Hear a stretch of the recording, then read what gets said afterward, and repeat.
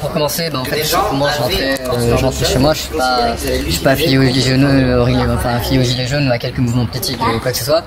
Simplement un citoyen lambda qui rentre chez lui, voilà, je fais ma journée comme tout le monde et à un moment donné je rentre chez moi. Donc moi en fait je venais de la maison de la culture. Pour ceux qui connaissent Amiens, ils voient un petit peu ce que ça donne.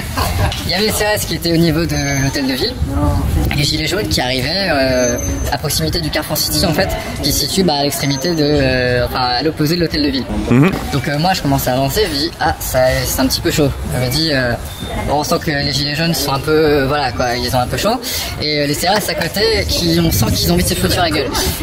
Donc déjà ça tu le sentais qu'il y avait une espèce de tension un peu palpable, ouais. Il y avait une tension et il y avait des gens qui n'avaient rien à voir avec que ce soit les Gilets jaunes, etc., qui étaient autour.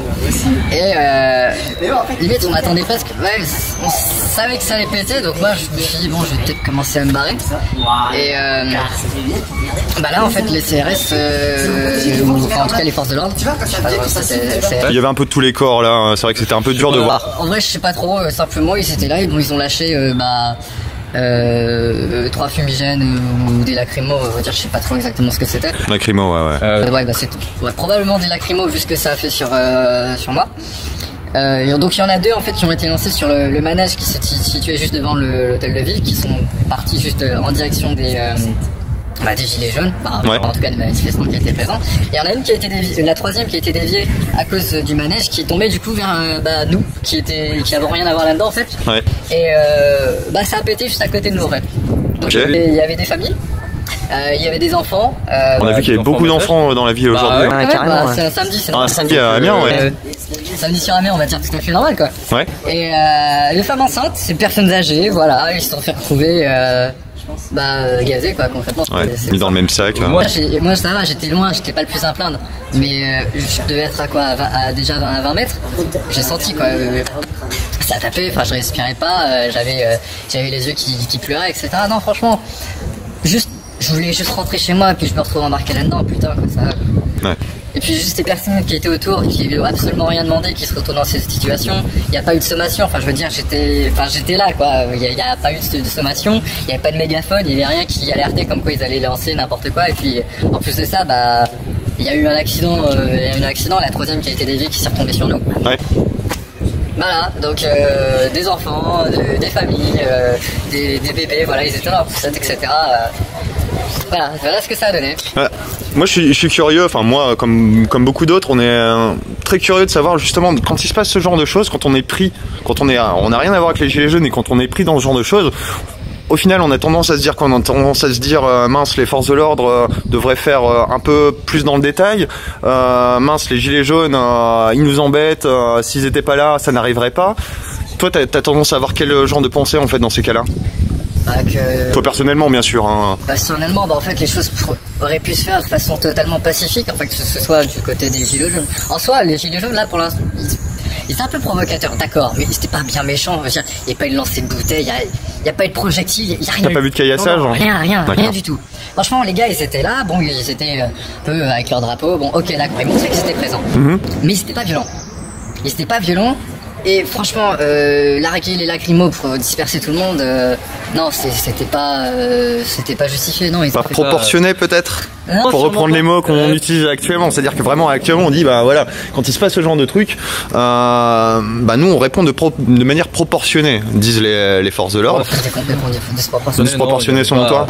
Il n'y avait pas ça méritait en aucun cas un truc pareil. C'était pas. Non, il n'y avait rien qui estimait le fait qu'ils doivent lancer de lacrymo. Non, franchement, non, il y a des situations, je veux dire, c'est légitime, mais là, non, en aucun cas, ça légitimait que. Alors, en plus, tout ce qui était, on va dire, protocole de sécurité a été absolument pas respecté. Je veux dire, toutes les personnes, on va dire, qui n'avaient rien à voir avec ça n'ont pas forcément été averties. Comme là, il n'y a pas eu de sommation. En fait, donc du coup, des civils, on va dire, innocents, qui n'ont absolument rien à voir là-dedans, se retrouvent impliqués. Et un truc pareil, je sais pas, je prends une personne âgée, j'en sais rien, qui a des problèmes de santé, problèmes cardiaques, problèmes n'importe quoi, qu'il aurait pu y avoir des morts. C'est ça qu'il faut que les personnes réalisent que il peut y avoir des morts. C'est pas bon, on balance une lacrymo pour disperser du monde. Non, il y a des personnes qui sont asthmatiques qui peuvent crever juste à cause de ça. Ah, on a vu une dame qui était en train de vomir d'ailleurs. Non, franchement, quand je l'ai senti, j'avais envie de vomir. Franchement, j'ai craché mes poumons tout le long. Je voulais rentrer chez moi. Ah, quand on n'est pas habitué, c'est violent. Hein. C'est très violent. Personne peut être habitué à un truc pareil, non, franchement. Ouais. Et non, franchement, je pense qu'ils ont pas. Enfin, on a l'impression qu'ils ont été là pour casser du gilet jaune. Voilà, c'est ça. Les gilets jaunes, je sais pas. Enfin, ils étaient là, ils faisaient rien de bien méchant. Ils étaient plus présents, d'accord. Mais en aucun cas, on sentait genre, allez, c'est bon, on va aller se castagner avec du CRS. Non, la CRS, c'était, allez, on balance une lacrymo, c'est bon, dispersion, tranquille. Mais non, c'est bon, à la fin. Après, il faut savoir aussi que dans une autre rue, un peu plus loin, il y a quand même eu pas mal de casses, bon, essentiellement des banques et des assurances. Mais c'est vrai que dans une autre rue, il y a eu des choses comme ça. Après, j'étais pas présent, donc je sais pas comment ça s'est passé. Enfin, à mon avis, ils devaient avoir le sang chaud parce que parce que ça fait 6 mois. Ça risque, ouais, ça fait 6 mois. Ça fait 6 mois, mais voilà, pour ma part, j'ai toujours respecté les forces de l'ordre. Ouais.